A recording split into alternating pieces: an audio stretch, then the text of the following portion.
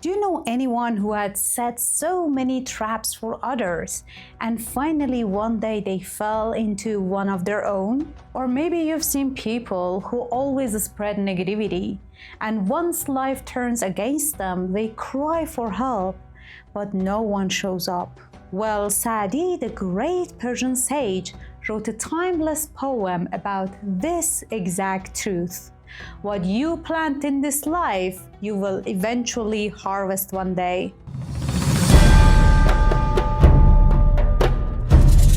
In today's video, I'll share this powerful poem and then together we'll explore psychological insights, mental health lessons, and real-life applications that make Saadi's words more relevant than ever. So stay with me because at the end of this video, you won't just feel inspired. You'll walk away with practical techniques to have healthier relationships, make wiser choices, and protect your peace. Hi, I'm Masi, reviving ancient Persian wisdom to enrich our modern lives. Let's begin by reciting Saadi's beautiful poem and the tale he narrates for us. Saadi wrote, "A sheriff once slipped, and into a pit he fell. A fear so great, it made lions tremble as well. Ill-minded he was, no kindness he knew. So when he fell, no one pitied his view. All night he wailed in sorrow and dread, till someone threw stones at his suffering head. Did you ever rush to another's cries? Why now do you plead with your tear-stained eyes? All seeds of betrayal and harm you have sown, and now the harvest is bitter, you're won. Who heals the wound of a treacherous heart, when hearts from your wounds have all torn apart? The pit that you dug to ensnare the weak has swallowed you whole in the fate you now meet. Two kinds of wells are dug under the sky. One quenches the thirsty, one leaves them to die. One grants cool water to soften the throats.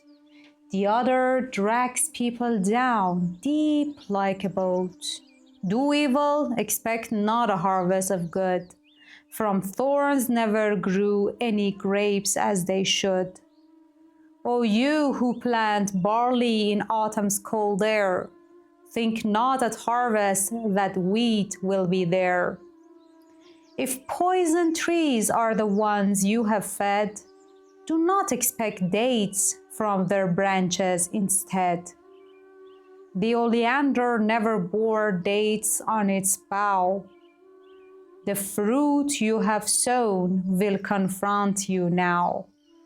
This poem is more than just a story about a sheriff falling into a pit. It's a mirror held up to our own lives. Let's break it down piece by piece and word by word and see what lessons we can draw for our mental health, relationships, careers, and family challenges. Saadi said, "All seeds of betrayal and harm you have sown, and now the harvest is bitter, you're won." Life is like a field.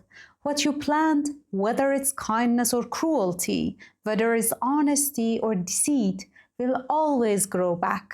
If in a relationship you always belittle your partner or ignore their needs, don't be surprised when the bond feels empty or when they leave. In business and workplace, if someone constantly manipulates colleagues for their gain, eventually no one will trust and help them. If parents sow only criticism in their children, those kids grow up to be distant and unwilling to open up. So what can we do instead? Practice conscious sowing.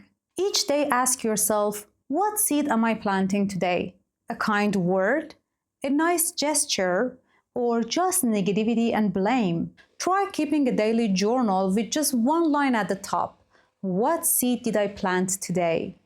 Over time, this habit rewires your choices. Saadi wrote, Did you ever rush to another's cries? Why now do you plead with your tear-stained eyes? He also wrote, who heals the wounds of a treacherous heart when hearts from your wounds have all torn apart? People who never show up for others often find themselves alone when they are in need. We all crave support in our dark times, but true community is built long before the crisis hits, through acts of empathy and presence. Think of a friend who never checks on anyone but suddenly feels the need to have everyone around them when life feels tough. It's not that others are cruel, it's that trust wasn't built. So what can we do? Build emotional saving accounts.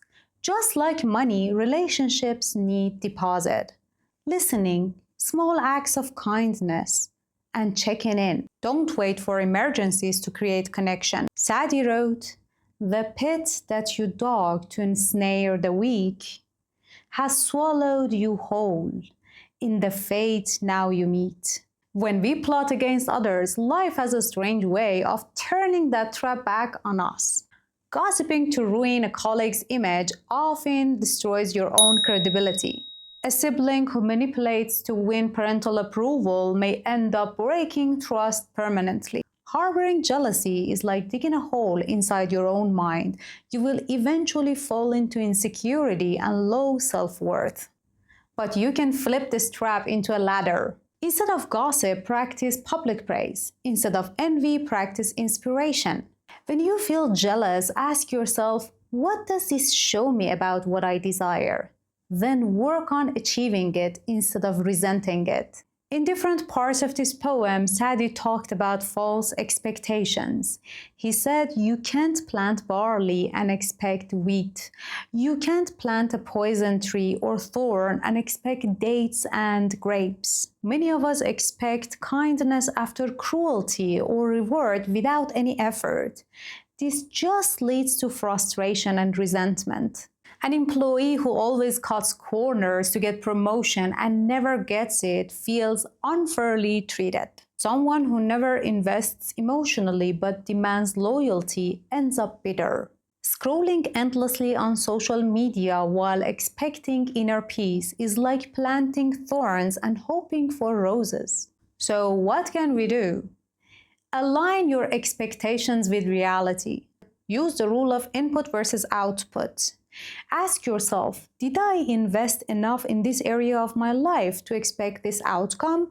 If not, you should adjust your effort or lower your expectations and demands. Saadi wrote, if poison trees are the ones you have fed, do not expect dates from their branches instead. What you nurture grows. If you feed anger, resentment, and negativity, that's exactly what blooms in your life. If you constantly feed your mind with toxic news and self-critical thoughts, anxiety will grow. If you nurture suspicion instead of trust, intimacy dies. If you invest only in shortcuts instead of skills, your results will be fragile. So what's the way out? Practice mindful feeding. Ask yourself daily, what am I feeding my mind, my body, and my relationships? And replace the toxic inputs with healthier ones. For example, you can listen to podcasts on growth instead of gossiping. You can practice gratitude instead of complaints. And you can exercise instead of constant stress scrolling. So what Saadi was trying to tell us through this amazing poem is that every thought, word, or action is a seed. If you plant kindness, empathy, and honesty, you will reap trust, love, and peace. But if you plant cruelty, gossip, jealousy, and neglect, don't expect roses from a thorn bush. Classic Persian poems like this are not just literature, They are psychology, neuroscience, and common sense all wrapped together. And here's a challenge for you. Pay attention to what you are planting each day. Write them down and see how your harvest changes little by little. If you found this video meaningful, give it a like, share it with someone who needs a reminder, and subscribe for more timeless Persian wisdom applied to our modern life. I'm Masi, and here I revive ancient Persian wisdom to enrich our modern lives. Until next video, stay wise and stay well.